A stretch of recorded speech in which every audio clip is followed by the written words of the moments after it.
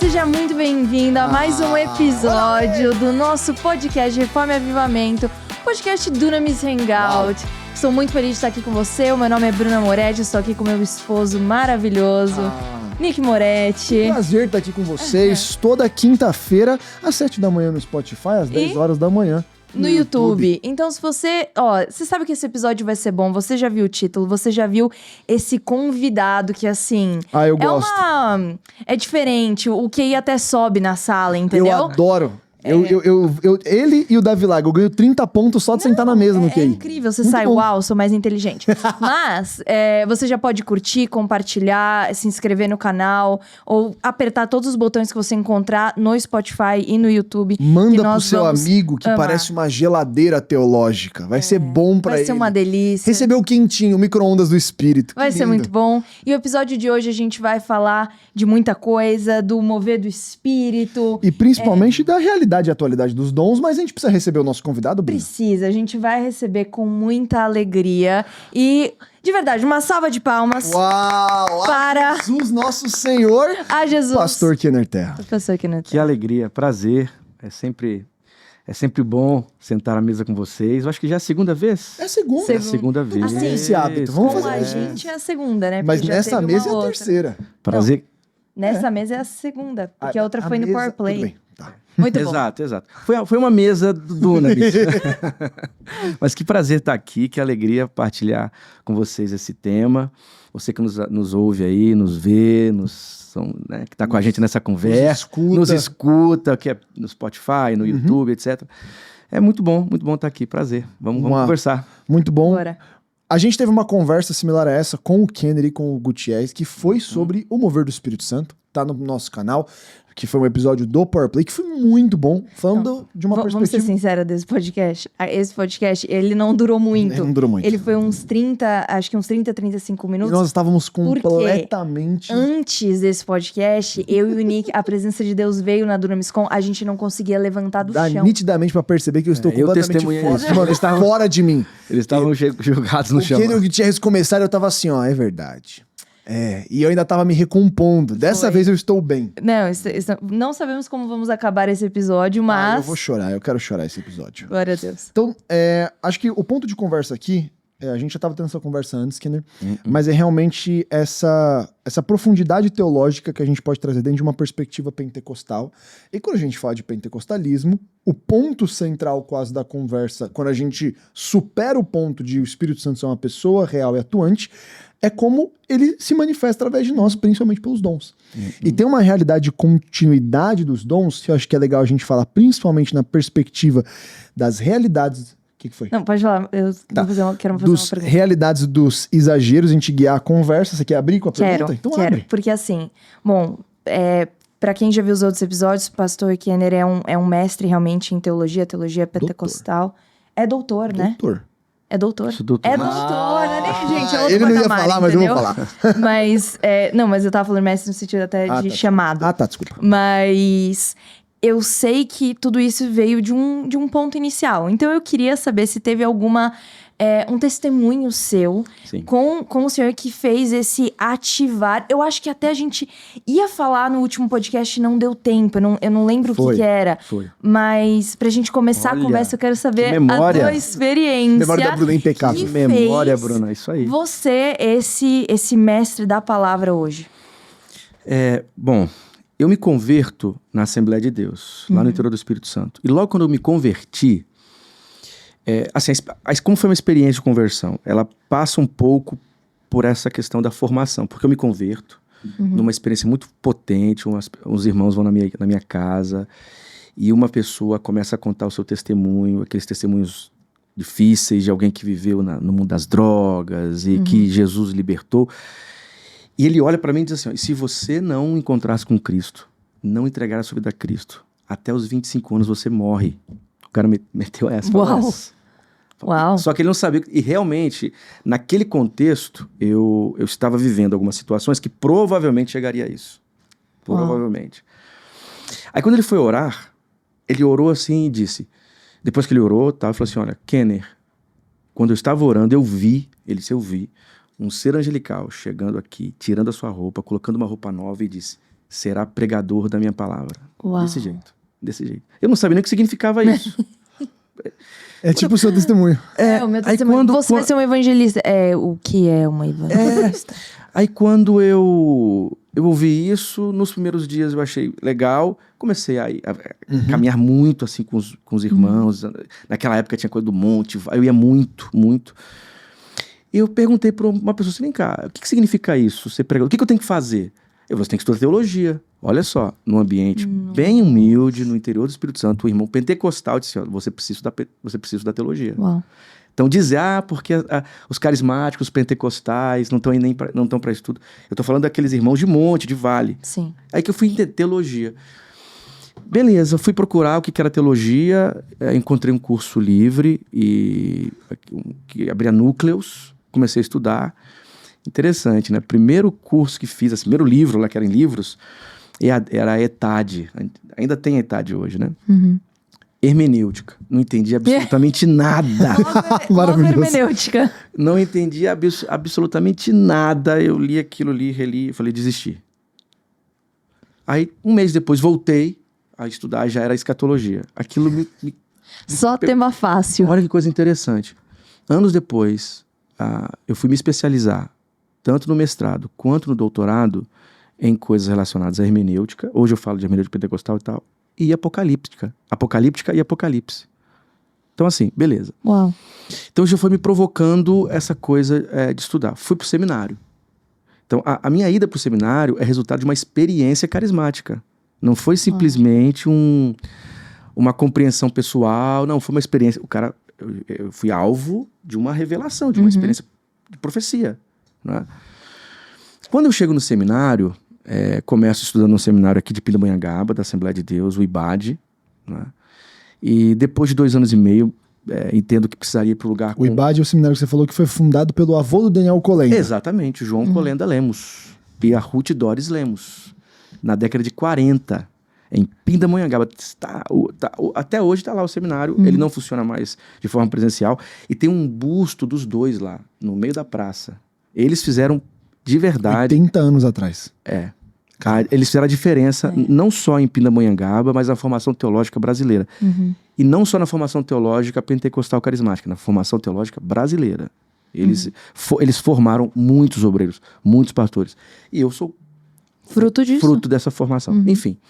Só que eu vivi lá no seminário, nesse novo seminário, no Seminário Batista do Sul, no Rio de Janeiro, uma experiência muito pontual que me levou ao mestrado e doutorado.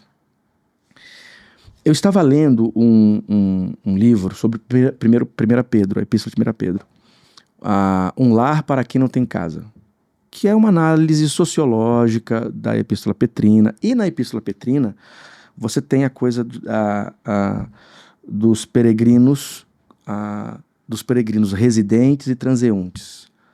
Paroikó e parepidemoi. São os dois termos gregos que aparecem na epístola. E tem uma obra que é do John Eliot, Um Lar para Quem Não Tem Casa, que trabalha exatamente isso. E no livro há uma interpretação sociológica dessas duas expressões. Quer dizer, somos peregrinos e alcançamos a oikos tuteu, a casa de Deus. Né? Pronto. Essa é a defesa que o cara faz, explica isso de forma sociológica, etc. Eu cochilei na biblioteca. Alguém já cochilou aqui lendo, não? eu cochilei. E no cochilo, meio acordado, meio que dormindo, assim, como se eu tivesse lido. E nessa epístola tem uma experiência apocalíptica. Eu acordei meio acordado, meio dormindo. Procurei isso no livro todo e não encontrei. Fui até o professor Valtair Miranda, que na época era professor e coordenador. Falei, Valtair, eu estou lendo esse livro. E ele era professor e especialista em Novo Testamento. Aqui na Epístola de 1 Pedro tem alguma coisa também de apocalíptica e tal. Ele falou, Kenner, no livro o John Eliot não fala isso. Isso não canto nenhum. Aí eu também não quis dizer de onde que eu tirei. De onde veio? Aí ele falou, escreve então um texto sobre isso. Aí eu escrevi um artigo, e apresenta para o congresso que vai ter em São Paulo. Escrevi e fui pro texto. A experiência me fez perceber uma coisa no texto que eu não tinha visto. Uau. Me fez ver a partir de uma linha de um livro que não estava lá. preparei o artigo, enviei, o artigo foi aceito, participei do congresso, apresentei o texto. Aí quem estava lá? Meu futuro orientador. Ele ouviu? Ele ouviu a minha exposição, a minha apresentação, a minha comunicação. Acabou aquele horário, né, aquele tempo ali do simpósio, me chamou. Vem cá, você tá fazendo seu mestrado onde? Eu falei, não, estou na graduação, estou no 2º ano da graduação. Ele falou, mas o que você falou aí, eu acabei de escrever um comentário sobre 1 Pedro e eu não percebi isso no texto. Meu Deus. Eu também não falei onde eu percebi também. Você... Sério, foi desse jeito. Ele disse assim, então, você tem desejo de estudar, de fazer o mestrado? Eu quero. Então, quando você terminar a tua graduação, você me procura. Ele já se ofereceu para ser seu orientador. Quando eu fui apresentar o trabalho, apresentei o projeto sobre Apocalíptica, e Apocalipse de João, essas coisas todas, consegui entrar no mestrado, e uma das coisas que me ajudaram na pontuação para receber a bolsa foi exatamente essa comunicação. O que isso quer dizer? Dentro de um espaço acadêmico, num programa de pós-graduação em Ciências da Religião, eu tive uma experiência carismática pentecostal, uma experiência de profecia, de revelação. O Espírito Santo sussurrou no seu ouvido. O que tornou possível eu ter a formação que hoje tenho. Porque do mestrado eu fui pro doutorado e etc. E muita coisa que aconteceu na minha vida nesse espaço acadêmico tem uma profunda relação com a minha formação no programa de pós-graduação em Ciências da Religião na UMESP. Uau! Então, quer dizer, como isso se deu? Isso se deu com uma experiência. Muito bom. Uma experiência profunda do Espírito. Se nós estivéssemos aqui numa mesa discutindo de forma crítica, não, mas isso aí foi coincidência e tal. A experiência me faz ver de outro jeito. É aqui que eu acho que entra, inclusive, no nosso tema. Porque o olhar racionalista sobre o mundo, ele não consegue perceber que a realidade, o espaço acadêmico, por exemplo, ele é muito mais do que as engrenagens naturais que nós observamos. Então, dentro de um espaço acadêmico, a realidade que é uma realidade científica do espaço acadêmico, ela foi terra fértil para um outro tipo de realidade se dar. Uma realidade que não tem a ver com as categorias racionalistas, uma realidade sobrenatural. Então, quer dizer, a vida acadêmica, a formação acadêmica e a experiência carismática não são antagônicas. Isso se dá também nesse tipo de lugar. Eu sou um exemplo disso. Eu acho que traduzindo pro... Não é muito bom, mas, assim, trazendo... Até para aquilo que os jovens escutam e veem hoje você não precisa separar o seu cérebro das suas experiências com Deus. Existe material, existe estudo, existe tudo. E a experiência com o Senhor, ela é verídica, ela tá aí. E não são pessoas que, às vezes, um estigma que tem de, o pentecostal não estuda, etc. Não, você tá provando justamente o contrário, de que uma coisa não separa a outra. É corpo, alma e espírito, é uma coisa só, e o Senhor se move no meio acadêmico e em todos os lugares. O ponto que você colocou pra mim, ele é perfeito, porque hoje a gente tem um movimento que, por exemplo, em 2022 eu advoquei muito por um dado que o Barna, ele comunicou, que era o fim de algumas linhas de igrejas históricas reformadas nos Estados Unidos pelo envelhecimento delas. E ele comunicou um dado de que muitas igrejas reformadas, com uma linha mais cessacionista, elas não tinham jovens dentro das igrejas, e que a faixa etária das igrejas superava os 45 anos. Então é uma questão da qualidade da igreja, uma questão da igreja envelhecer e não tá tocando essa nova geração. Não existe comunidade de fé cristã sem o empoderamento do Espírito. Não existe. Não é a questão de escolha.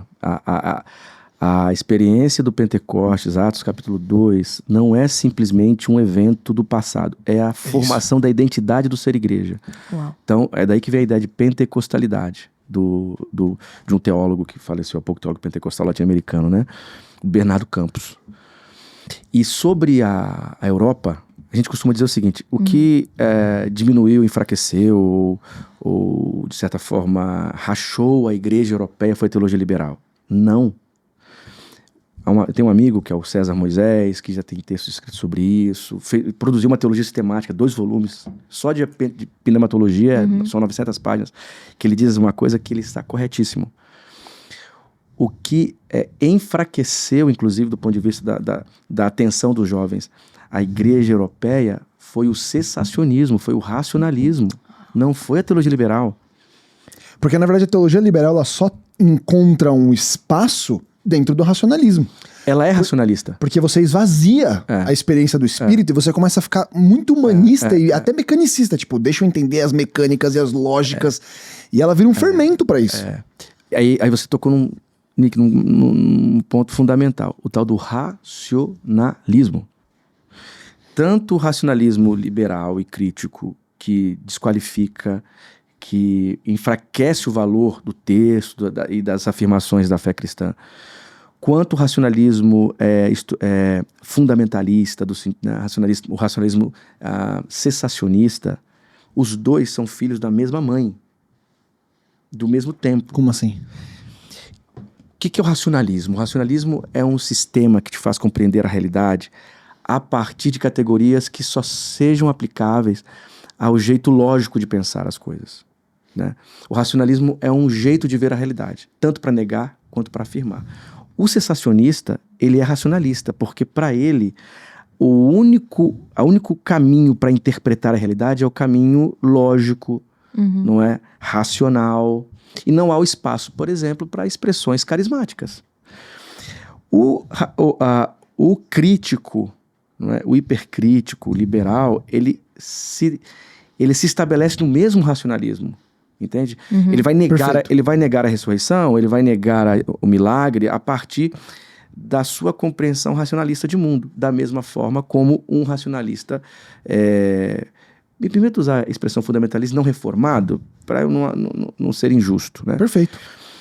Mas uma grande parte do protestantismo e da tradição reformada tem essa tendência racionalista e cessacionista. Quer dizer, é a mesma hiperinflação da lógica racional que nega a ressurreição, nega o milagre, mas nega também a presença dos dons, nega a manifestação do sobrenatural, do não natural. Isso. O racionalista é naturalista, tanto para negar quanto para colocar em xeque a presença e a atuação do Espírito. Até porque para você chegar numa postura cessacionista, você tem que fazer um exercício que é empírico. Porque, biblicamente, você não tem um aparato para chegar nessa conclusão. De jeito nenhum. Então, você tem que se basear nas suas experiências visíveis para falar, pera, eu não vejo cura.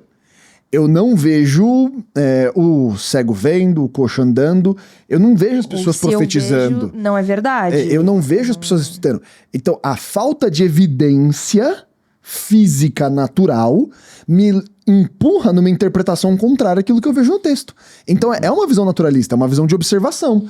Então, o erro não é que eu concluo que não existe mais e que não é mais viável, ao invés de olhar para mim e falar, o problema talvez esteja em mim, na maneira que eu estou tratando a minha fé, na maneira em como eu estou me relacionando com a terceira pessoa da Trindade. Então, eu tiro o problema de mim e eu coloco o problema no ambiente. Então se eu não tenho evidência, então não existe. E é um jeito de pensar a realidade. Ótimo. Por exemplo, David Hume, por exemplo. David Hume é uma figura importante para entender isso, que ele é um cético e que diz o seguinte, ele afirma assim, o milagre é uma subversão da natureza. Então é um mal. Quer dizer, a natureza tem um sistema natural de funcionamento. Então, o racionalista, ele vai se prender a esse sistema natural de funcionamento. Alguns, inclusive, depois, usando esse tipo de ideia, alguns dirão, então Deus não pode agir de maneira sobrenatural, porque ele criou esse funcionamento natural. Logo, não violaria esse sistema natural. Qual o problema disso? O problema é sim, existem leis naturais de funcionamento. Sim. Mas as leis naturais de funcionamento não revelam a realidade em sua totalidade. Perfeito. Porque a realidade não é só natural. Perfeito. A realidade não é só de funcionamento natural. Nesta coisa nós chamamos de realidade de criação e criação de Deus, há a experiência do não natural. É aí que entra o milagre. Então, o milagre faz parte da realidade de Deus. Mesmo que não faça parte da estrutura natural de funcionamento das coisas. Então, quer dizer, o racionalista, ele pensa o seguinte: aquilo que eu posso compreender no seu funcionamento natural e racional, isso é real. O que não posso é não real. Logo, o milagre é a subversão desse sistema natural. Que maneira estranha de ver as coisas. Tipo, cara, você tem que dar muita volta. Você tem que dar cambalhota pra trás. Então, assim, pra gente tentar simplificar isso, imagina uma máquina, um relógio, que funciona com engrenagens. Pro racionalista, esse é o mundo. Então, quer dizer, o que faz o relógio funcionar? O que faz o relógio funcionar são as engrenagens que funcionam. Então, se eu quero entender como esse relógio funciona, eu vou lá, abro o relógio e vejo as questões naturais funcionando. Técnicas. As técnicas, né? Pronto. Pro naturalista, pro racionalista, assim é o mundo. E o mundo é só isso. Então, chove, faz sol, você planta, nasce, morre. Quer dizer, é um sistema natural de funcionamento. Só que o texto bíblico e a própria realidade não significam só isso. Não há só isso. O milagre é uma realidade que nós encontramos no texto bíblico e o milagre é uma realidade que nós encontramos no mundo. Perfeito. Vou dar um exemplo. O Craig Keener, ele escreveu... Tem episódio do Keener aqui no Hangout. O Craig Keener escreveu uma obra em 2 volumes. Seria Milagres, né? A tradução Milagres. Que é uma lapada de texto, assim. São dois volumes. E escreveu depois um mais resumido, chamado Milagres Hoje. E os 2 volumes, como esse volume mais resumido, ele cataloga diversas histórias de milagres e de coisas sobrenaturais. E essas experiências, inclusive, confirmadas por médicos. Sim. Ciência. Sim. Quer dizer, então o médico, quando ele diz, olha, essa pessoa, ela foi curada. Não tem um raio-x antes e um depois. Não porque o tratamento foi eficaz, não. Ela foi curada de uma maneira não natural. Então, se você torna a realidade, a partir de um discurso científico, que o milagre faz parte da realidade. Sim. Então, quer dizer, David Hume, quando diz que não há milagre porque subverte a natureza ou porque nós não testemunhamos, uma obra como a do Craig Keener demonstra o contrário. Então, o racionalista, ele limita o mundo só a essa função natural. Aí eu diria o seguinte, dependendo do nível do meu racionalismo, eu vou me descolando, inclusive, da visão de mundo cristã. Perfeito. Eu vou deixando, em certo nível, de ser cristão. Uau. Então, quer dizer, é um risco, tá? Quando o cara começa com um discurso racionalista demais, sensacionista demais, eu posso... Da mesma forma que há uma crítica a quem não crê, porque não crê em Deus, ou porque... Como fazem com os liberais. Os liberais não são cristãos. Mas o sensacionista, dependendo do nível de racionalismo dele, essa mesma crítica se aplica a ele. Perfeito. Porque ele reduz a realidade a algo que não é exatamente a forma como o texto bíblico e como a fé cristã pensam a realidade. Mas você não acha, Keener, que de certa maneira, o que a gente está falando aqui de um racionalismo europeu, ele é fruto de uma corrente filosófica. Sim. Mas o sensacionismo e o racionalismo, na minha opinião, latino, em especial o brasileiro, ele é quase um antídoto. Ele é um ponto de contraposição de uma cultura de muito exagero. Sim. E o que eu tava falando das igrejas que tem uma tradição mais sensacionista, mais reformada, ela não tem um padrão de evangelismo e de um jovem que se converte lá, mas você tem um grande padrão do que você falou. Me converto na Assembleia de Deus, na Deus é Amor, na congregação cristã, numa pentecostal tradicional, numa quadrangular, e aí, vendo alguns exageros, eu tenho uma experiência de questionar minha perspectiva teológica e eu começo a entrar no lugar sensacionista. Então, o exagero, ele... O que foi? Vai migrando.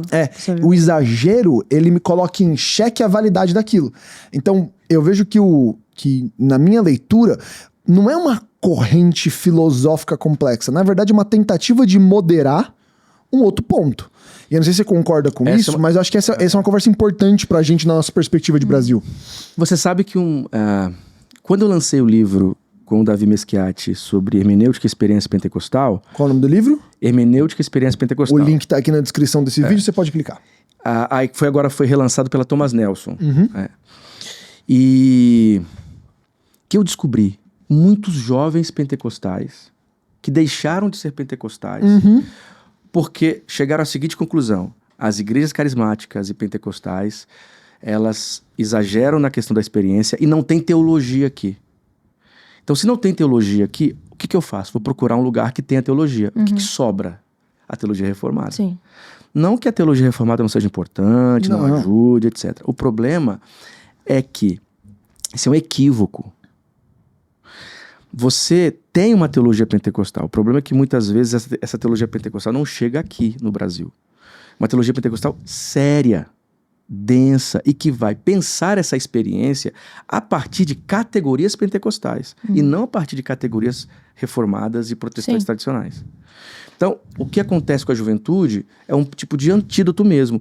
Ela está no lugar com exageros e esses exageros produzem uma certa frustração, porque esse jovem começa a ter mais informações e percebe que os exageros adoecem. Não é?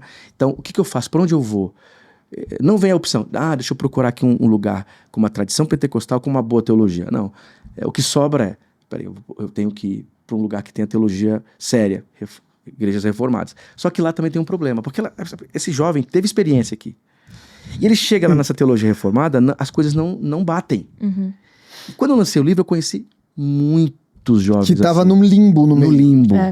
Que leram o livro e disseram, olha, então é possível pensar teologicamente com outras categorias que não sejam exatamente categorias reformadas. É possível pensar teologicamente considerando, por exemplo, a experiência. Muito bom. É possível fazer teologia levando em consideração questões históricas. É possível fazer teologia levando em consideração a intuição, as emoções, o afeto. Porque o que caracteriza uma teologia carismática pentecostal tem a ver com afeto também. Porque afeto tem tudo a ver com corpo, com sensação, com sentimento.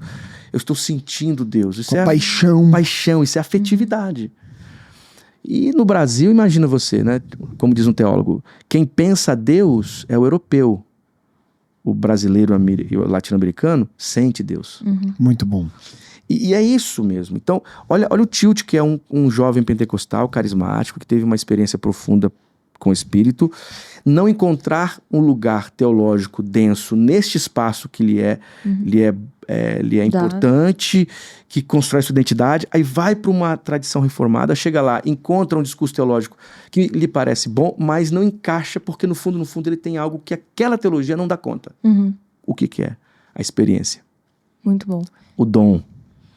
O sentir, o ver, o ter acesso a intuições que não cabem nessa lógica racionalista. Você tá lendo e achar a frase no meio do texto que não tá ali naquela página. Então, eu acho que isso é um problema seríssimo hoje. E é um problema não só para os pentecostais, mas para a igreja evangélica. Eu vou explicar por quê.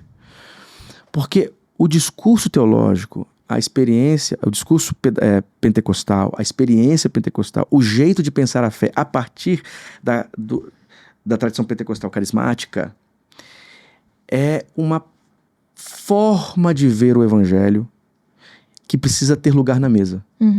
Então, se você é jogado para as extremidades e esta forma de pensar o evangelho não tem lugar na mesa, perde o mundo evangélico todo. Eu não estou dizendo que é o único jeito e o melhor. Não é? A tradição reformada tem o seu lugar.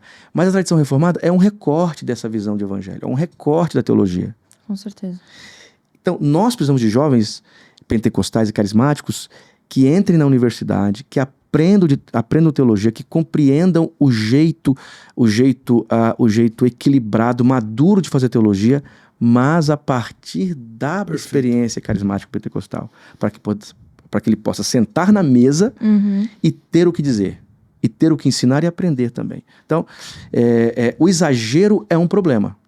Só que o exagero não pode ser justificativa para eliminar a experiência. Muito bom. Não é bom. Se fosse assim, então, as igrejas não pentecostais não teriam problemas. Não é? Perfeito. Se não tem problema nas outras igrejas, quer dizer, as igrejas não pentecostais, as igrejas cessacionistas não tem problema? Tem cinismo também, tem hipocrisia, tem politicagem, tem frieza, tem uma série de coisas, como tem coisas boas. Quer dizer, você não pode eliminar, desqualificar a experiência e o lugar da experiência, porque essa mesma experiência produz ações inadequadas, exageros, etc. Eu acho que... E eu até queria que a gente usasse o próprio texto, que um texto que sempre falou muito comigo é o texto de Tessalonicenses, que é quando Paulo ele fala disso. Que me parece o problema que a gente está discutindo aqui. Esse problema dos dons, que é muito parecido com Coríntios, o negócio começa a tomar uma forma um pouco descontrolada, e Paulo chega e fala assim, enquanto a profecia, julguem o que é bom, mas não extingueis o espírito. Então o conselho é, eu sei que às vezes vão ter uns excessos, mas o erro é você levar esse excesso para um lugar onde você prefere parar de profetizar. E o conselho de Paulo sempre é, não, continue profetizando, mas aprenda a julgar o que é bom. E esse texto, ele é muito nítido nesse ponto, de Paulo tá falando assim, não, tem algumas coisas estranhas, vocês estão aprendendo a navegar nisso, mas o crivo é julguem entre vocês, tenham discernimento, mas não deixe o negócio parar. Nick, julgue entre vocês. Você aponta aqui para um negócio chamado comunidade. 1 Coríntios você citou, né? Capítulo 12, 13 e 14. Aqui nós temos um bloco denso em que Paulo vai tratar sobre os dons. Na comunidade de Corinto, tinham lá os pneumáticos, que achavam que a experiência carismática os colocava um lugar acima e extremamente irresponsável. Paulo gasta o capítulo 12 inteiro, coisa que ele fez com poucos temas, tá? Paulo usou 3 capítulos para falar do tema relacionado a dons, o que ele não fez isso em lugar nenhum. De tamanha importância. Então, não é uma coisa periférica. Gasto, porque os reformados são paulinos. Para serem paulinos, precisam entrar no capítulo 12 e 14 de 1 Coríntios. Então, assim, então aqui você tem capítulo 12 e 14. No centro tem o 13, que nós sabemos qual é, né? Quer dizer, você tem o equilíbrio aqui, mas você não tem a eliminação da experiência. Perfeito. Paulo diz assim, eu falo mais em língua do que todos vocês. E não vem com esse papo que língua aqui tem a ver com, eu sei falar hebraico, latim mais do que todos vocês. Não é isso. Paulo era um judeu, e o judaísmo do tempo de Paulo era carismático. Nós usamos a expressão estático. O judaísmo do Segundo Templo, que é o contexto imediato do Novo Testamento, era de experiência, de dons, língua. Isso é muito importante.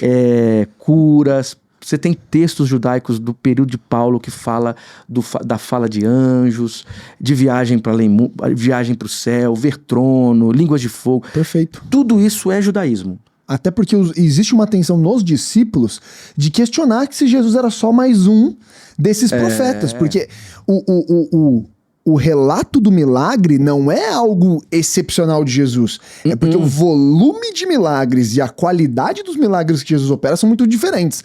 Mas é meio tipo, mano, tá bom, vamos ver onde isso aí dá. É mais ou menos assim, Paulo não é um teólogo sistemático. Ótimo. Entendeu? Paulo é um carismático apocalíptico. É isso. Muito bom. Mano, corta isso, por favor, obrigado. É uma ótima definição. É isso, porque Paulo não faz uma sistematização racional da sua teologia. Paulo vai lidando com as questões a partir das suas experiências e ele é profundamente carismático.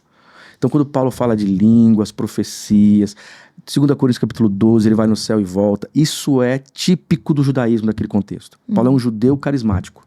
Usando a expressão carismática porque é o que nós temos hoje. Então, o judaísmo não era uma religião filosófica de templo.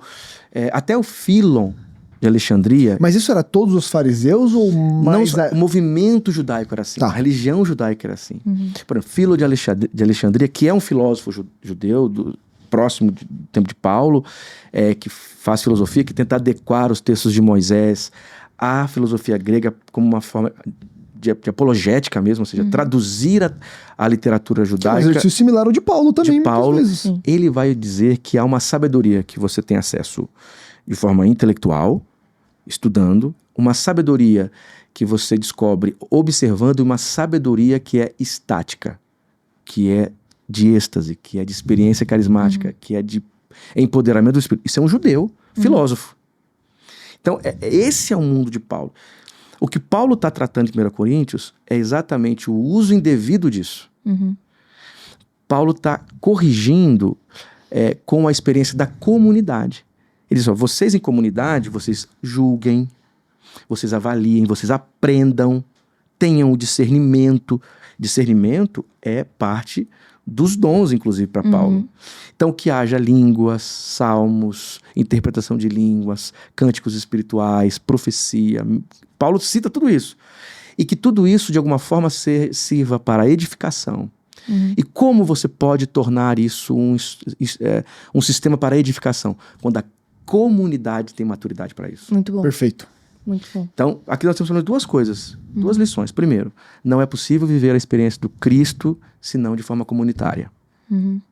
Isso é muito bom. Segundo, é nessa forma comunitária que, inclusive, nós amadurecemos na experiência e amadurecemos na experiência dos dons.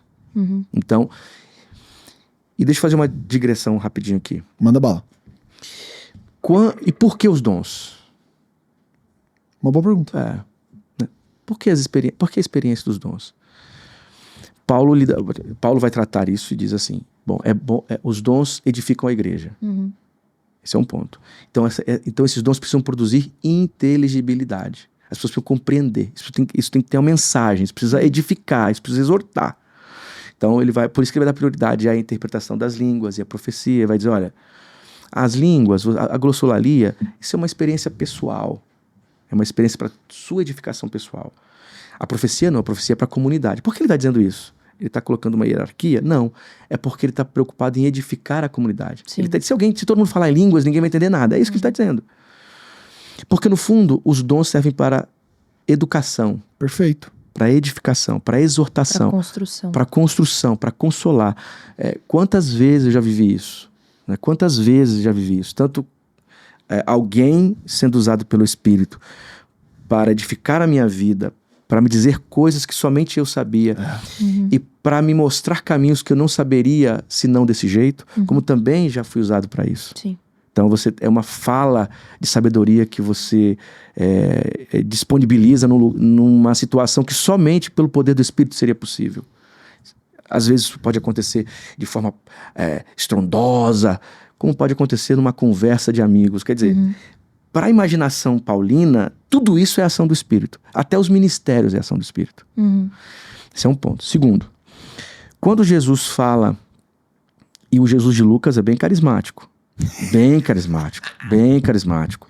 Quando ele manda os seus discípulos pregar e eles voltam, o texto diz que ele entra numa alegria gigantesca, numa efusão de alegria. O termo grego é êxtase, é como se ele tivesse entrado numa experiência carismática.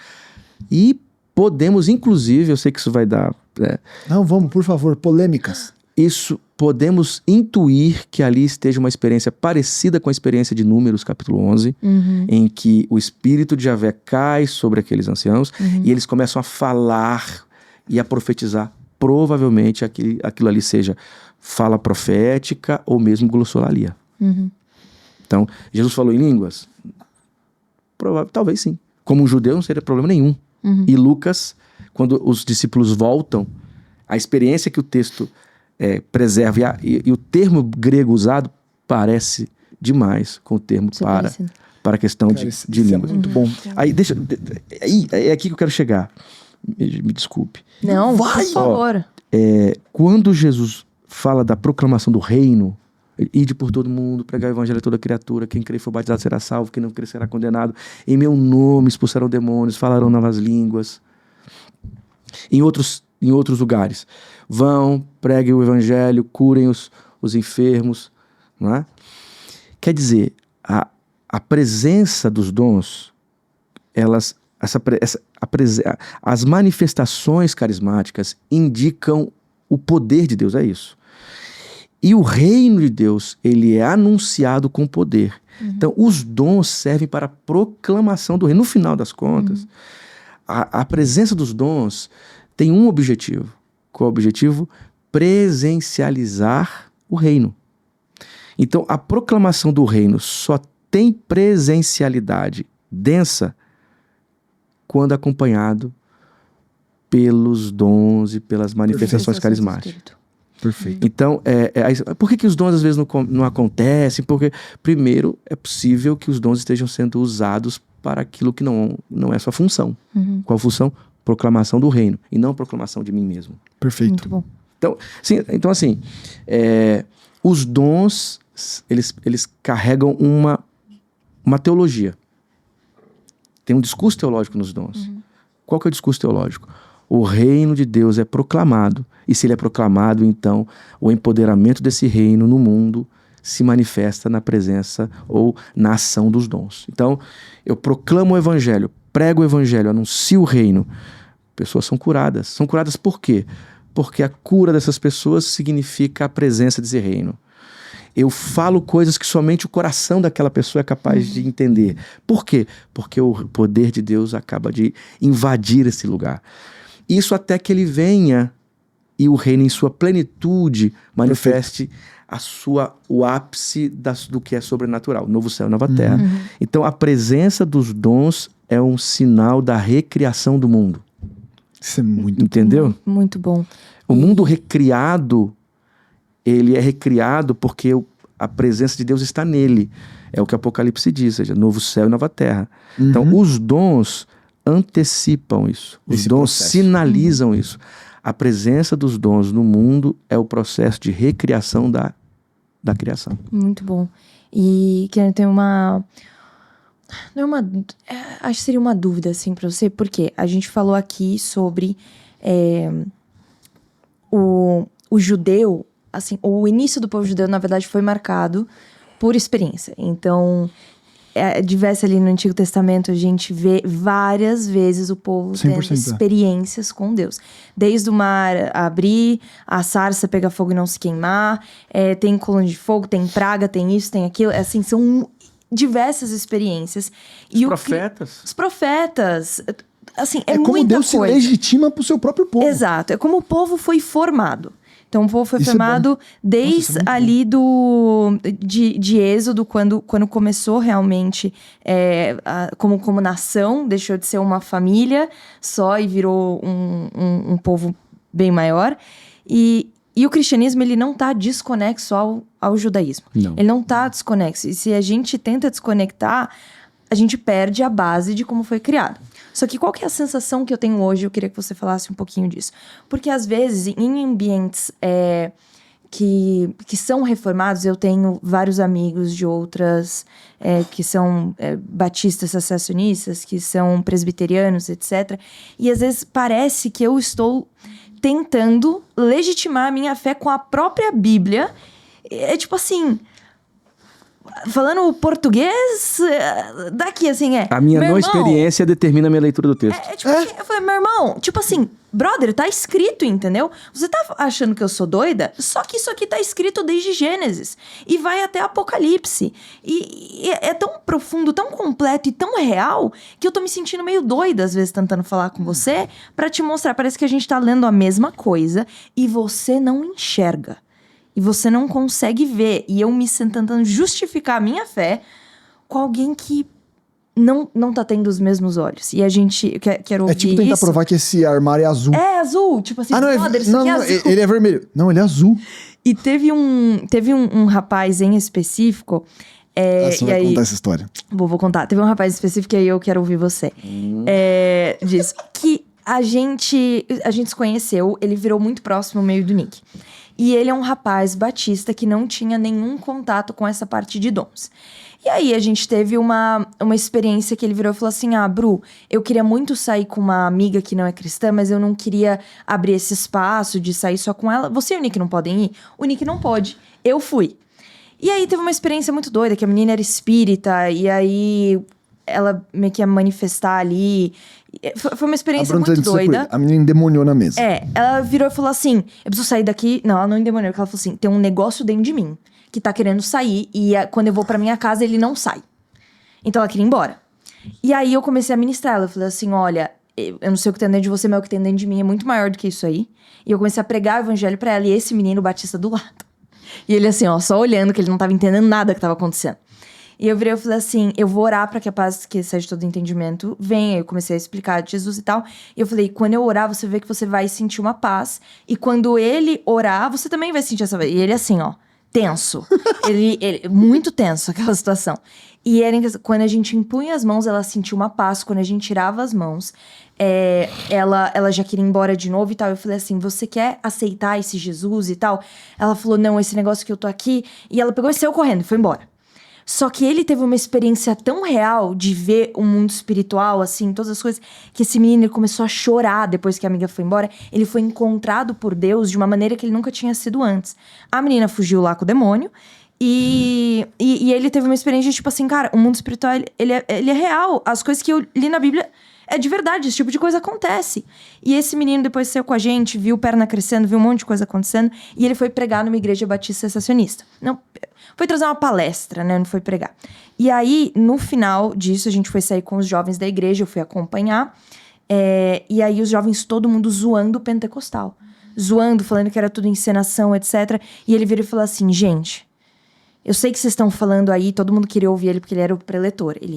Mas eu tenho andado com o Nico, com a Bruna e... eu não sei o que é, mas é verdade. É verdade. E aí eu falando, gente, tá na Bíblia. Tá na Bíblia. E mesmo assim, a galera, coração endurecido. Então, enfim, eu queria ouvir um pouquinho você. Veja, a experiência obrigou... Qual é o nome do teu amigo? Não pode falar. Não pode. Eu te conto depois. Tá bom. Não. Eu te conto depois. João, chama ele de João. João tá ótimo.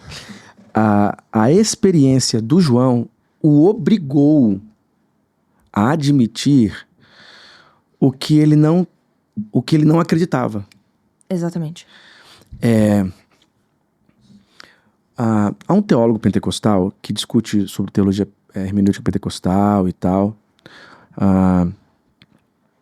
E ele diz assim, todos nós temos algum tipo de experiência através da qual interpretamos a Bíblia e a vida.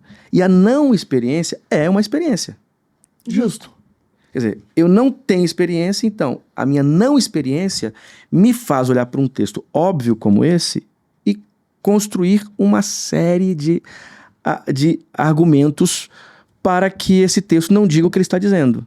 Você olha o Novo Testamento, a Bíblia hebraica, o Novo Testamento, a Bíblia toda, ela é perpassada por ações sobrenaturais de Deus. A imaginação de mundo na Bíblia, imagine que você não crê na Bíblia, que você quer só entender o que a Bíblia revela, o tipo de mundo ela reflete. O mundo refletido na Bíblia é um mundo em que Deus age, em que ações sobrenaturais acontecem de forma densa, em que o milagre é possível, em que o Espírito faz com que pessoas falem coisas que de forma humana não falariam. Quer dizer, se você nega isso, você está negando o texto bíblico.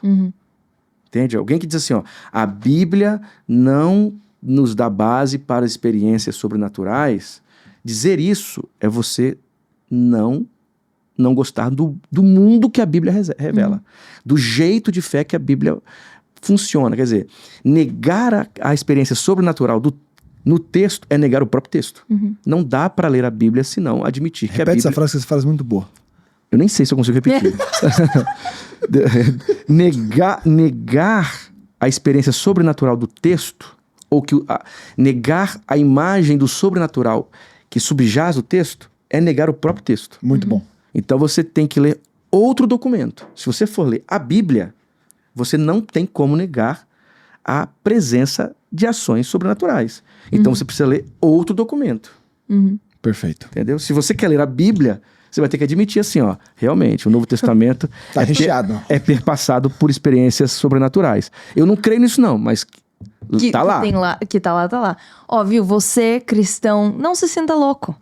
Quando você fala com seus amigos, tá lá, e é verdade. Então, e esse teólogo que eu citei, ele diz assim, o que fez com que os pentecostais lessem, por exemplo, Atos 2, melhor do que os outros protestantes. Foi porque os pentecostais aplicaram de forma mais acurada o método histórico-gramatical, ou seja, eles usaram a exegese de forma mais acurada. Ele falou, não. O que foi possível, o que aconteceu para que os pentecostais lessem Atos 2 melhor ou diferente, tem a ver com a experiência.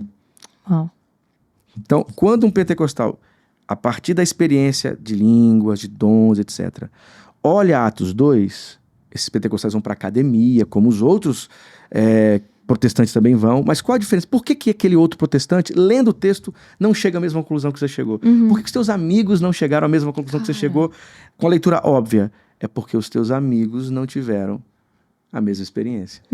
A experiência determina o como eu percebo o texto. Mas, Kenner, e esse é até um ponto legal de falar aqui. A minha prática, a prática da Bruna, sua, eu passei meu cristianismo inteiro vendo cura sobrenatural. A minha mãe, eu tenho o hábito, com a permissão dela de falar, que às vezes parece que ela se esforçava pra ficar doente durante a vida dela. E a minha mãe é a pessoa que eu tenho mais registros de cura milagrosa que eu conheço. Minha mãe tinha uma tendinite crônica, que não a permitia fechar as mãos, que foi curada numa vigília. Instantaneamente, dela sair de talas e medicamento tarja preta, pra nenhuma tala, nenhum medicamento. Ela tinha uma úlcera do tamanho de um punho que desapareceu de uma noite para outra com uma oração de imposição de mãos. Ela tinha uma trombose seríssima nas duas pernas, que quando ela foi diagnosticada e foi pro médico, o médico falou, as bolhas de ar da sua trombose estão paradas na sua perna há 2 semanas, sendo que se uma delas subisse, você teria uma parada cardíaca instantânea. E a frase do médico foi, o que deve ter segurado deve ter sido as orações.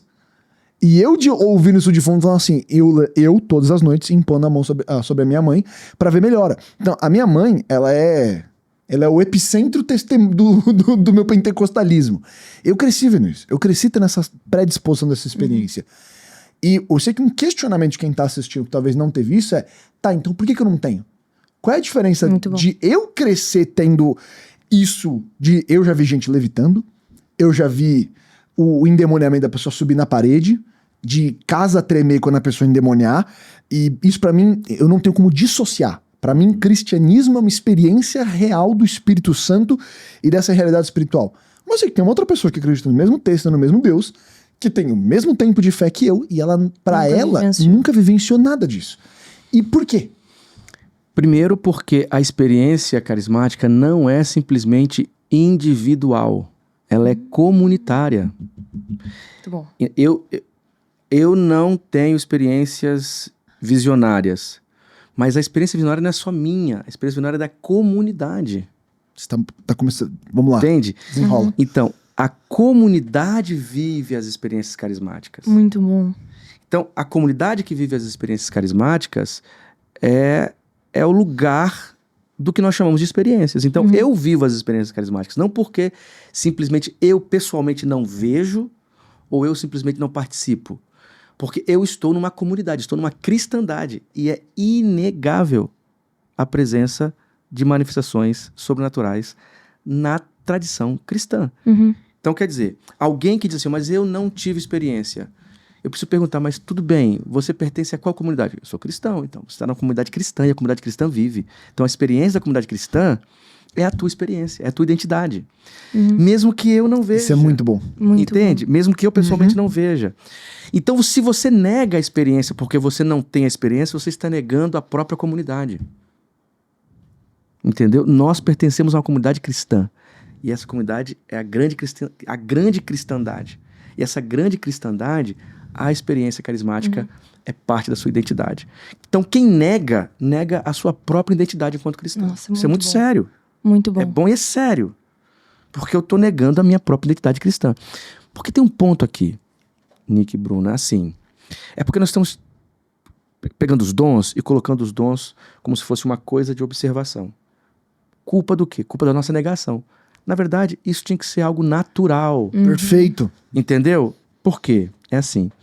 Qual é a proclamação? O que é o evangelho no Novo Testamento? É o seguinte, Jesus nasceu, viveu, ele curou, ele sarou, ele libertou, ele agiu de maneira natural e sobrenatural na vida das pessoas, morreu e ressuscitou.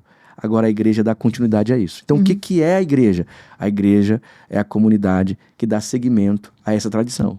Então nós pregamos Jesus. O que significa pregar Jesus? Pregar Jesus é anunciar o reino que se manifesta com palavras e obras. E que o Espírito dá a essa palavra e a essas obras vivacidade. Então uma coisa não está desconectada da outra. É um movimento natural. Então, ser cristão é crer na ressurreição de Cristo, crer na proclamação do reino, um reino que é proclamado com palavras e com poder. Então, hoje estarmos discutindo o poder, alguma coisa aconteceu que nos levou a um caminho outro ao projeto. Quer dizer, alguma coisa aconteceu aqui nesse caminho que agora nós precisamos separar parte de um todo para que essa parte volte a fazer parte. Perfeito. Só que isso é nessa esfera mais erudita, nessa esfera de reflexão. Porque na prática, quando alguém se converte ao evangelho e não entra nessas discussões, naturalmente a vida é assim. Você já pensa, quando você vai pro nível popular, ninguém está discutindo isso. O cara está pregando, está ensinando, e Deus está agindo e as coisas estão acontecendo. E está tendo experiências. Então, olha que coisa. Agora a gente precisa de teologia. A gente tem que abrir uma faculdade. A gente precisa produzir texto. A gente precisa de podcast para dizer, gente, olha só, tem dons. O Espírito Santo é mais ou menos assim, olha, gente, a manifestação sobrenatural do Espírito é importante, é de verdade, acontece. Eu fico imaginando se um apóstolo, um discípulo, pudesse entrar num carro do tempo e cair aqui, e nos ver discutindo isso.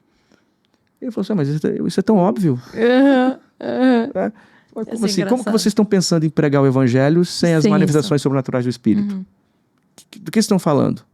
Não há outro caminho. Até os movimentos heréticos, que são tratados como movimentos heréticos pela igreja, a ideia do Espírito e do carisma, essas coisas eram fundamentais para a sobrevivência da proclamação. Perfeito. Então, assim, é triste ter que falar do óbvio.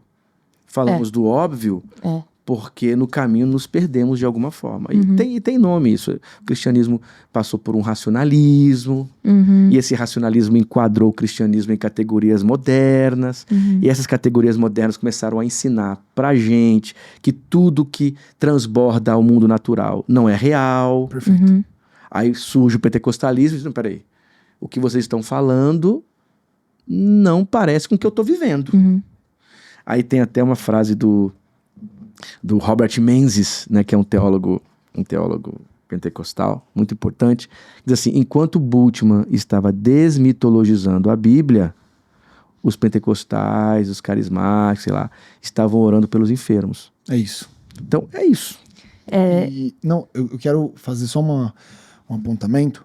Um livro que a gente colocou todo mundo para ler aqui no Dunamis nesse começo de ano, que é um livro que isso é legal. que é o 2000 anos de cristianismo, do carismático, do Eri Hyatt, não sei falar sobre o sobrenome dele, Eri Hyatt. Isso. Ele faz um comentário muito pontual quando ele olha para a tradição da patrística, da igreja primitiva, e ele dá uma aloprada no texto. Ele fala assim, gente, não tem como você ler a história da igreja primitiva e falar que parou nos apóstolos, porque todo mundo que é discípulo de apóstolo tem evidência em pilha disso.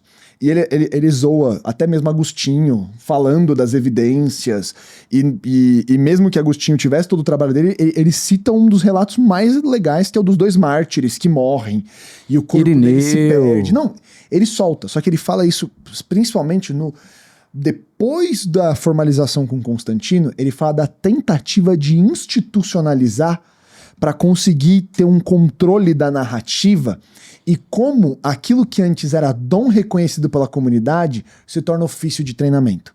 E essa distinção pra mim foi muito... Ele fala assim, aquilo que antes era um dom que todos reconheciam, e ele fala, não havia como ser bispo, ser um pastor, ser um líder comunitário sem a manifestação dos dons. Porque o que fazia a pessoa ter essa relevância, essa comprovação de o que comprovavam eram os dons que efetivavam o ministério. E quando você tira e se institucionaliza demais, o foco não é mais os dons que confirmam o ministério da pessoa, mas é uma formação institucional que faz ela ter um cargo institucional, e isso toma um descompasso. Então a tentativa da gente preservar e ser zeloso, e ele escreve isso com muito temor, ele fala, o excesso de zelo faz com que a gente perca o zelo por outra parte tão fundamental e importante. E ele usa essa mesma leitura da balança. E ele fala, a institucionalização, ela perde o espaço para aquilo que comprovava, que evidenciava o dom dentro de uma comunidade. Pastor, falando... desculpa. Para Paulo, os ministérios, aquela lista de ministérios, aquela lista é carismática. Ela é. Para Paulo não tem diferença. Os dons do Espírito lá na lista dos capítulos 12 e 14... como também não é diferente da lista de Paulo sobre os ministérios, apóstolos, evangelistas. Para Paulo, tudo é expressão carismática. Para Paulo, tudo que acontece na igreja, para o movimento da organização da igreja, da pregação do evangelho, tudo é carismático. Sem a força carismática do Espírito, para Paulo não há nem igreja. Ele mesmo diz, olha, eu não vou até vocês com palavras de persuasão humana, mas sim manifestação de poder, sinal de poder.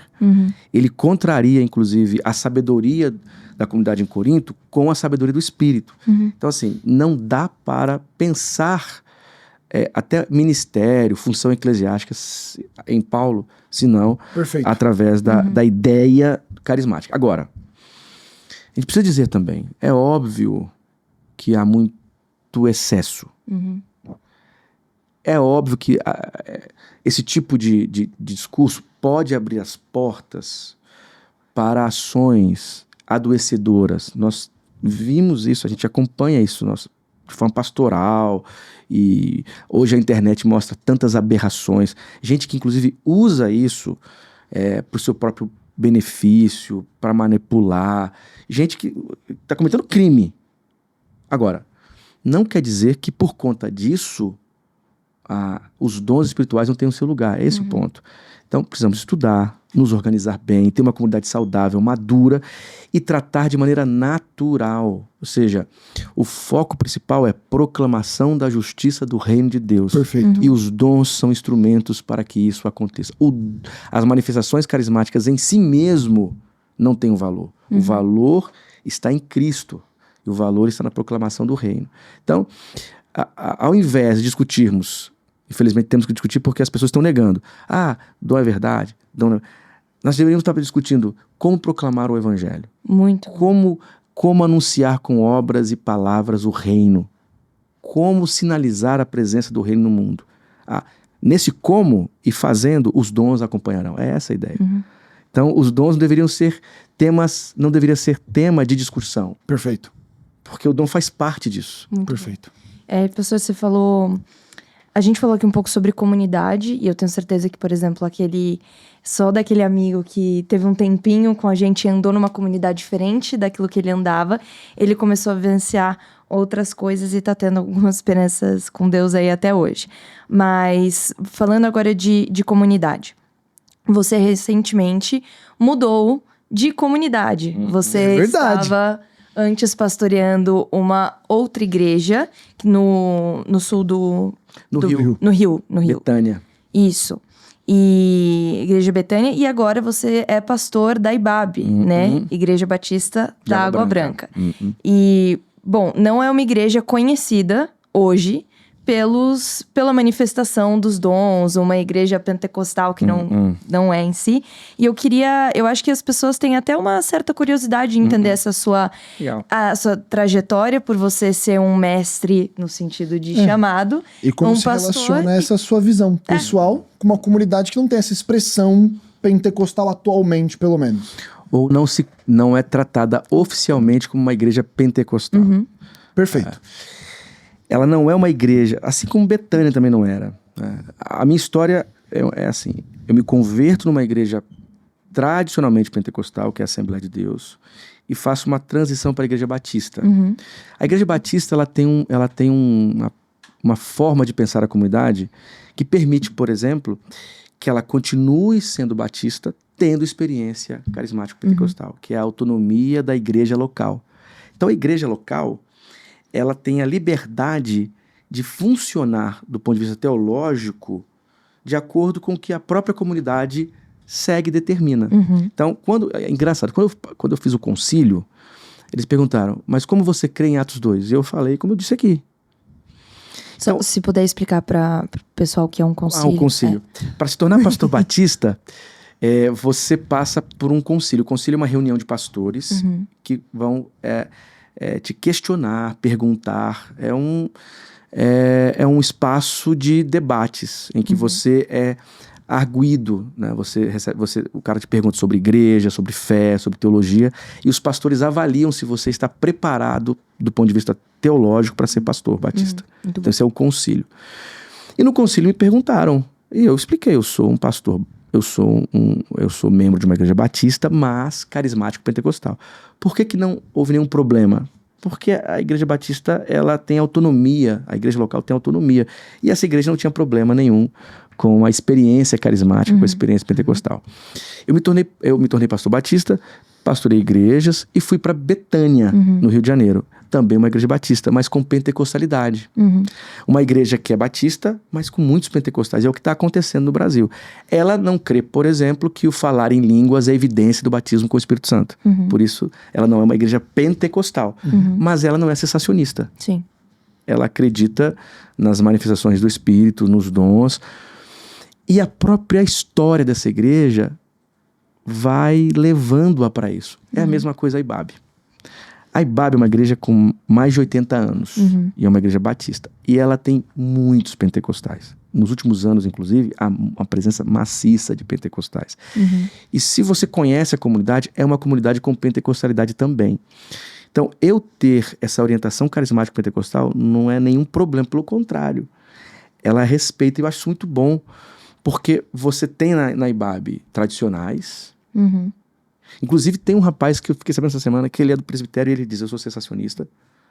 Mas, por conta da realidade da igreja local, e a igreja local ser livre para conduzir como achar melhor, tem a presença dos pentecostais e dos carismáticos, isso não é problema nenhum. A ministra de louvor, a Marcena, é carismática pentecostal. Então, na Igreja Batista, a história da própria igreja vai ganhando novos tons. Então, hoje, a IBAB, e talvez seja uma das razões de eu estar lá também, ela tem uma tendência carismática, ela tem uma tendência com pentecostalidade. Há 3 semanas, o início do ano começou com uma vigília. Nós tivemos uma vigília que começou... Que foi quando você assumiu? Isso. 8 horas, começou às 20 horas e terminou às 5 horas da manhã. E o povo orando. E tem gente que está ali e que fala em línguas. Quer dizer, na tradição batista, a presença de um pentecostal não é problema. E eu digo mais, a teologia batista não é cessacionista. Se você der uma olhada no documento que rege a teologia dos batistas, quando fala de Espírito Santo, diz que o Espírito Santo contribui, fortalece e distribui dons. Então, lá no seu documento, os batistas não são cessacionistas. Alguns pastores acabam sendo, ou foram, hoje não é tão comum, por conta da história iluminista, a história racionalista dos batistas. Então, para responder assim, fiz um rodeio, né? Para responder, não há problema nenhum. Pelo contrário, a IBAB é uma igreja com muita pentecostalidade. Os cultos são cultos profundamente avivados, assim, do ponto de vista da presença de Deus, da orientação. Então, é uma comunidade com pentecostalidade. Então, a minha presença ali não traz nenhum ruído. Pelo contrário, acaba apontando para um caminho que a IBAB está seguindo, que é um caminho de valorização da presença do Espírito. E é uma igreja fervorosa. A IBAB é uma igreja fervorosa. Agora, obviamente, você não vai chegar num culto da IBAB e vai encontrar o que você encontra numa igreja pentecostal clássica. Como também não deve encontrar numa Zion. Você não vai ter ninguém te convidando lá na frente para ser batizado com o Espírito Santo e começar a falar em línguas. Receba batismo com o Espírito Santo, porque línguas estranhas como se fosse o batismo. Não sei se na Zion é assim. Às vezes. Às vezes. A Zion crê que o falar em línguas é evidência do Espírito Santo, igual os pentecostais clássicos. Mas nem todos os carismáticos mas assim. esse é o ponto. A gente não é pentecostal porque a nossa raiz é metodista. Então, a Zion vem da metodista livre. Ok. E por isso que a gente se considera carismático. Porque, na verdade, a gente vem dessa renovação metodista. Que a pastora Sara, que é a fundadora, que é uma igreja fundada por uma pastora mulher, ela sai da raiz metodista, debaixo da bênção do pai dela, que é um pastor metodista do Japão, vem pra cá, missionário, e ele fala, olha, eu tive essa experiência quando eu me converti, mas eu assinei o documento de credo, que negava boa parte dessas experiências, e você tá tendo essa experiência agora, e aí isso é mais profundo na história, o Theo compartilha isso, mas quem ora pelo batismo no Espírito Santo da pastora Sara são católicos carismáticos. Olha que coisa. E então você vê uma arquiteta. Não é nem uma freira, é uma mulher que ora para que a pastora Sara, também mulher metodista, seja tenha uma experiência com o Espírito Santo. Os jovens começam a ser cheios do Espírito Santo também, porque fogo pega e vai pegando um no outro. E aí ela é convidada de maneira muito honrosa, ó. Aqui. Muito honrosa, né? Aqui não dá. Não ou assina falando que não existe ou vaza. Eu tô tentando ser polido, mas... E aí ela funda. A igreja Monte Sião surge nesse contexto. E a Zion crê que o falar em línguas é evidência do batismo do Espírito Santo? Sim. Como os pentecostais clássicos. Sim. Okay. Mas você não vai ter, por exemplo, uma plaquinha de vem aqui se você não... É diferente. Existem momentos no culto que falam assim, olha, se você não teve isso, etc. A gente vai... Vamos orar. E aí a gente tem esse momento de imposição de mãos e oração. Na IBAB não temos isso. E nas igrejas batistas com pentecostalidade, não tem isso. Mas tem, primeiro, a expectativa de que o Espírito fale, de que Deus pode fazer coisas para além do funcionamento natural. E a presença maciça de gente que vem da tradição pentecostal torna a experiência comunitária e pastoral do dia a dia uma experiência profundamente carismática. Orando por cura. Nós estamos, para vocês terem ideia, o trimestre agora, o tema é oração. Oração. Então, o tema oração e oração pedindo milagre, pedindo ação do Espírito. Nós estamos pregando todos os domingos, nos 3 cultos, sobre oração. E as pessoas estão colocando a oração lá num lugar. Os pastores e as pastoras pegam esses papéis e oram. Quer dizer, isso é tipicamente de uma igreja com pentecostalidade. Numa igreja tradicional, isso não é comum. Então, a IBAB é uma comunidade de fé de origem batista, é uma comunidade de fé batista, e que a experiência histórica da presença dos pentecostais foi modelando a liturgia e a teologia dessa igreja, que hoje é uma igreja com bastante vivacidade, com muita gente liderando o ministério de louvor, tendo um pastor que é declaradamente carismático pentecostal, que é o meu caso, e outros pastores e pastoras que também são. Por isso que não houve um tilt, pelo contrário, a gente está vivendo uma experiência de intensificação deste detalhe da identidade histórica da IBAB. O que eu vivi, em certo nível, também em Betânia. Porque Betânia era uma igreja, batista. Quase que um chamado seu. Deixa eu te falar uma coisa, você sabe, e é um momento histórico, né, para a IBAB, né, de transição e tal. Então, eu acho que a experiência carismática pentecostal na comunidade, na IBAB, é parte da sua identidade. Eu não posso dizer que a IBAB seja uma igreja pentecostal, como também a Zion não é uma igreja pentecostal. Mas eu posso dizer sim que a IBAB é uma igreja com pentecostalidade. Muito bom. Muito bom. E eu acho importante falar nisso justamente por todas as... E a gente já tá caminhando pro final, mas por todas... A gente tá falando aqui com um público super jovem, que vê TikTok, vê as coisas e viram... todas as polêmicas até que aconteceram relacionando o pastor Ed René com a IBAB. Então, de jeitos, de modos, enfim, e aí você trazendo esse respaldo até histórico e mostrando o que está acontecendo lá, é importante pro pessoal ver que a igreja é algo vivo. Então... Vivo, crescente, pungente e que... A IBAB é uma igreja muito séria. Muito séria e muito piedosa. Lá eu fiquei muito impressionado com isso, né? Tem gente que está na igreja há 50 anos. entende? Que de terceira, quarta geração Você falou que a igreja é uma igreja de 80 anos. Mais de 80 anos, mais de 80 anos. Que foi fundada pelo Piragini. Pascoal Piragini. Não, ela não foi fundada pelo Piragini, não. Mas ela foi pastoreada pelo Piragini. Por muitos anos, Acho que 9 anos. Estou falando isso aqui depois, posso estar errado. Que é, pra quem não sabe, é a pessoa que... Hoje, o filho do Pascoal Piragini é quem pastoreia a PIB de Curitiba. Que é uma igreja batista. Mas eu duvido que você diga que a igreja lá é batista, do ponto de... Grande abraço, Piragini. É uma igreja bem pentecostal, assim, bem com muita pentecostalidade. Então, é uma igreja... Tem gente ali há 50 anos, 40 anos. E filhos de pastores, neto de gente batista, gente que ajudou a construir a tradição batista no Brasil. Gente piedosa, gente missionária, gente que ajuda até hoje a expansão do reino em missões e tal. Então, assim, é complicado a gente fazer uma análise de uma comunidade de fé como essa a partir de recortes.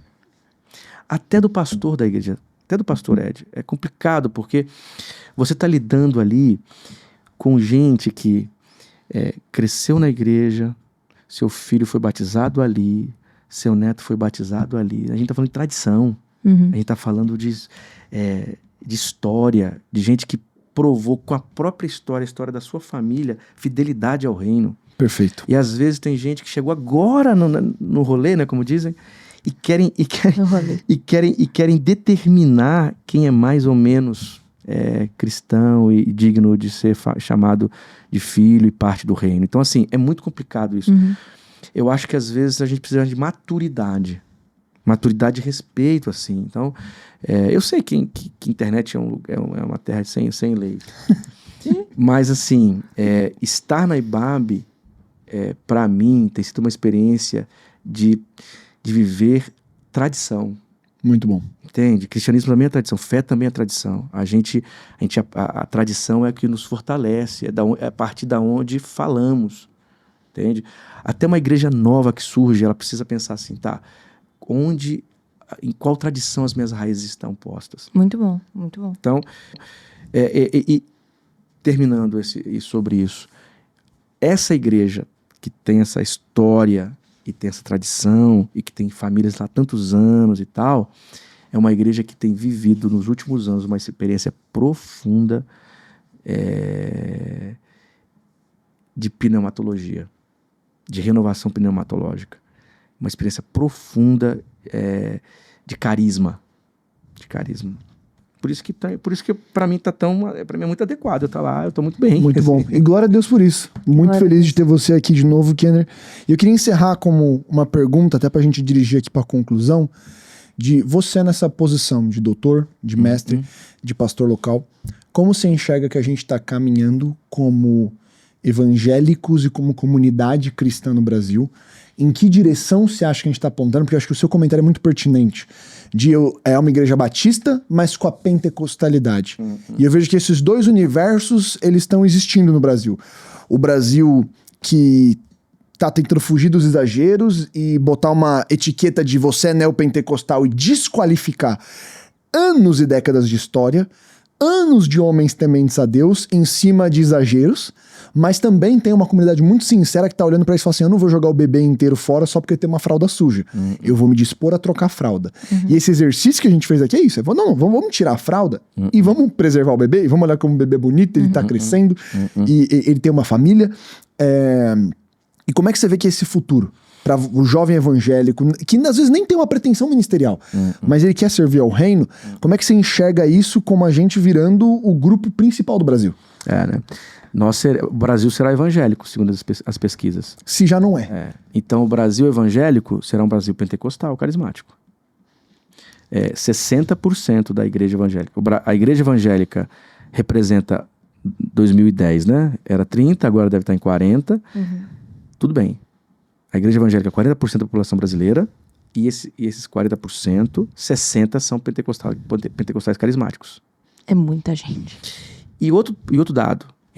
Alguém que não é do mundo evangélico, porque você tem ideia, tem muita gente da elite pensante brasileira que nem sabe da existência dos evangélicos direito, não sabe nada dos evangélicos. E na cabeça deles, o que é o mundo evangélico? São aqueles pastores midiáticos que supostamente estão enganando o povo.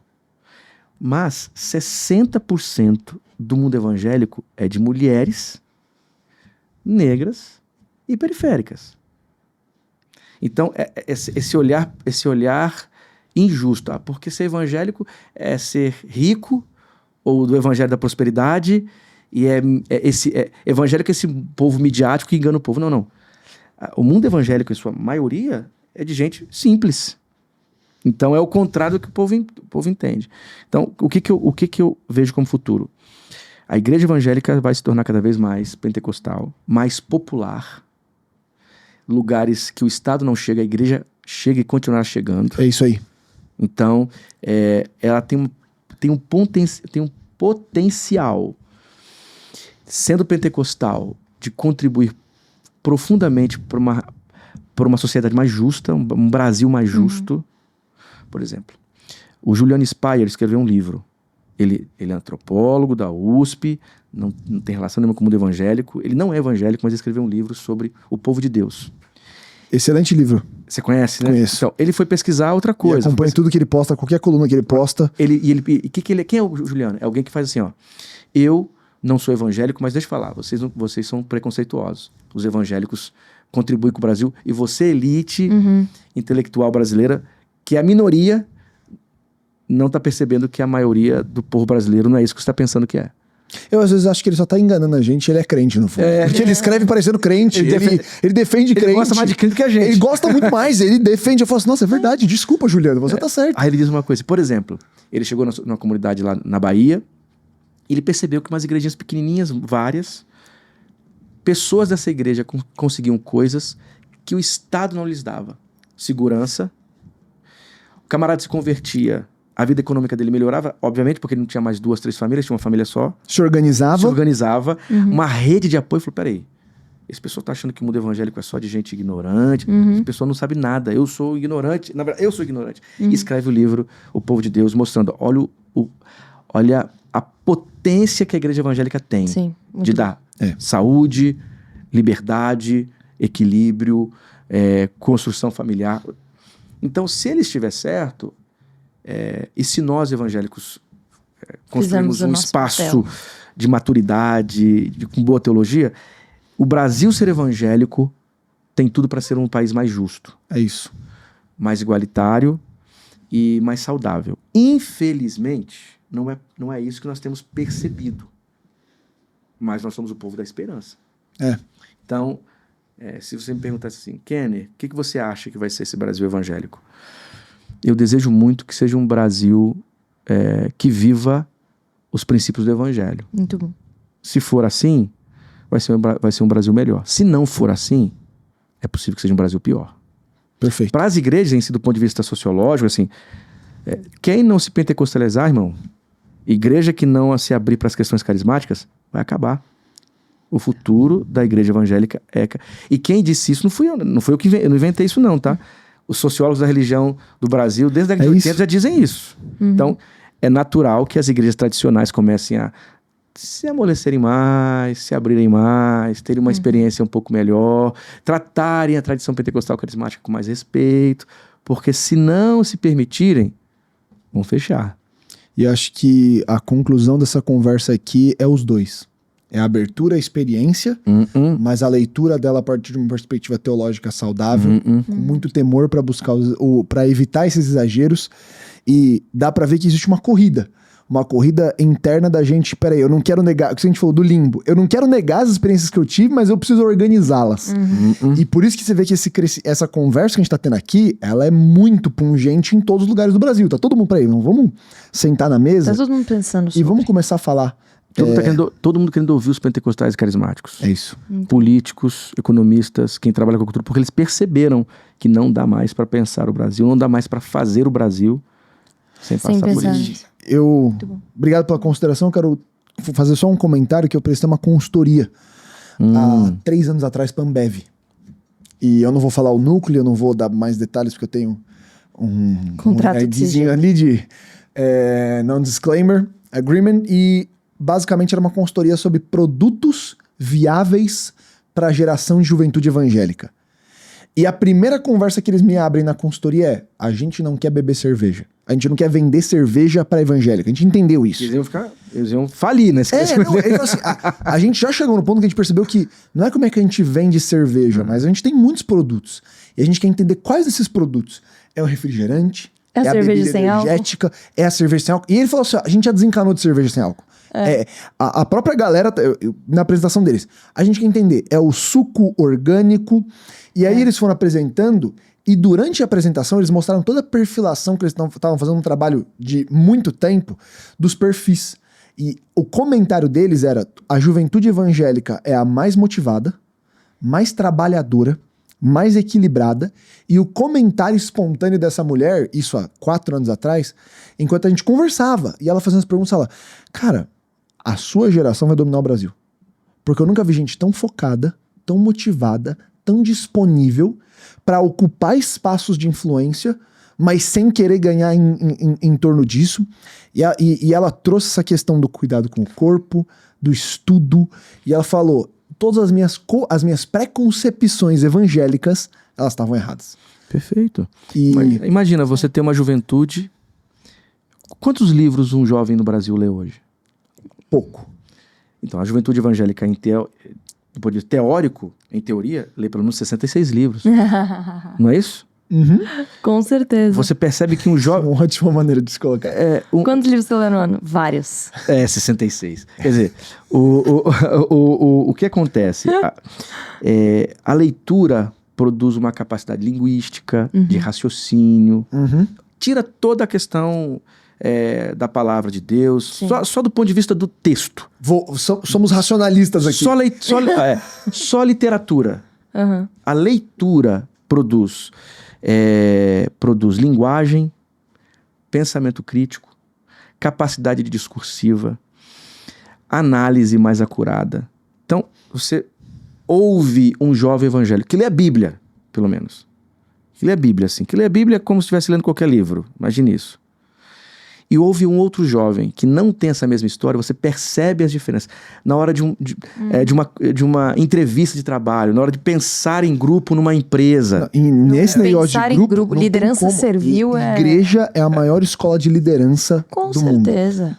Isso é do ponto de vista literário. Vai pra música. Maior escola de formação de músicos. Arte. Acabou. Então, assim, imagine se nós... fôssemos capazes de canalizar toda essa potência com boa teologia, boa formação, com equilíbrio e com a potência do Espírito. É isso. É isso. É isso. Kenner, obrigado pela sua participação. Você será chamado mais vezes esse ano ainda. Com certeza. E eu tô tão empolgado com esse episódio. Eu também. A gente tentou trazer o Gutierrez aqui. Pra acompanhar você nessa mesa. Mas ele tá lá, no mercado financeiro agora. Ele quer ganhar dinheiro, né? Nós queremos ficar com essa coisa. Pra você, Gutierrez, saudades. Vou mandar pra você no WhatsApp. Grande abraço. Obrigado pela sua participação. Presente da Dunamis Fabric para você. Muito bem, obrigado. Se você não sabe o que é Dunamis Fabric, é a marca de roupas do Dunamis. Vou abrir, e essa... Calma aí. Olha lá. Olha isso. É bonita. Bonitona. Onde tá a câmera aqui? Tá aqui, ó. Essa aqui. Essa aqui é a sua. Olha lá. Aí, ó. Demais. E bem, olha que jovem. Agora você tá jovem. E tem o segundo presente, joga pra cá. Tem outro? Se você não tava na Dunamis Con no ano passado, você talvez não viu esse vídeo, mas a gente tem, por algum motivo, uma bola com o nome do Kenner. E ela fica de presente agora pra você. Obrigado. Muito bom. Muito bom, muito bom. Muito bom. É um presente inusitado, né? Muito inusitado. Muito inusitado. Vamos criar uma série de bolas agora de basquete. Kenner Terra. Muito bom. Obrigado pela sua participação aqui conosco. Prazer, foi uma alegria. E quero aproveitar esse ensejo para falar de que tudo que a gente está conversando aqui faz parte da nossa visão como Dunamis. A gente estava falando mais cedo disso. E a gente tem o nosso curso de graduação de teologia, mas em algumas semanas a gente vai estar anunciando uma nova empreitada e a gente vai estar abrindo um espaço para você que não quer fazer uma graduação. A gente está organizando o processo de uma pós-graduação em teologia. A gente já está com essa lista aberta para você que tem esse interesse em fazer uma pré-inscrição. O link vai estar aqui na bio desse episódio para você poder colocar o seu e-mail, colocar o seu nome. A gente vai ter a aula inaugural no dia 31 de março para falar sobre isso. E siga o Kenner, O livro que o Kenner escreveu e recomendou vai estar aqui na descrição, porque obviamente tudo que ele escreve é muito bom. Eu estou gostando muito de ler. Tô sendo um pouco fã, né? Desculpa, não pode fazer isso. Bru, considerações finais? Pastor, eu gostaria muito que você orasse pela gente. Claro. Perfeito. Para que... A gente falou muita coisa aqui, mas o Espírito Santo é aquele que vai realmente efetuar tudo aquilo que a gente falou no coração de cada um. E nós cremos por uma geração de evangélicos apaixonadas pelo poder, mas também pela palavra e por tudo aquilo que envolve de Gênesis a Apocalipse de maneira genuína. Então, se você puder orar pela gente. Um prazer. Senhor Deus, em nome de Jesus, nós pedimos a Ti a Tua graça, a Tua presença. Cremos, ó Deus, no Teu poder, cremos na Tua ação.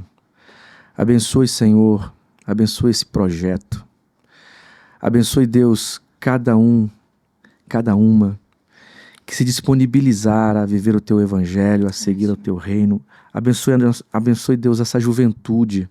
Sim, Senhor. Que tem pensado, Deus, em servi-lo seriamente. Deus, nós precisamos de comunhão, respeito, simplicidade. Precisamos, ó Deus, da capacidade de olharmos uns para os outros como parte de um todo. E precisamos, ó Deus, do Teu empoderamento. Deus, traz unidade e empoderamento ao Teu povo. Que essa juventude, Deus, seja uma juventude que viva intensamente, Deus, intensamente, inquestionavelmente o Teu reino. E que tudo seja feito para a Tua honra e para a Tua glória, Senhor. Nos dê experiência, mas experiência profunda contigo.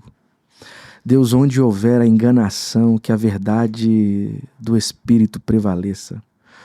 Onde houver, ó Deus, o desequilíbrio, a ação impensada, Deus, que a serenidade, a maturidade, ó Deus, da Tua palavra e do Teu Espírito prevaleçam.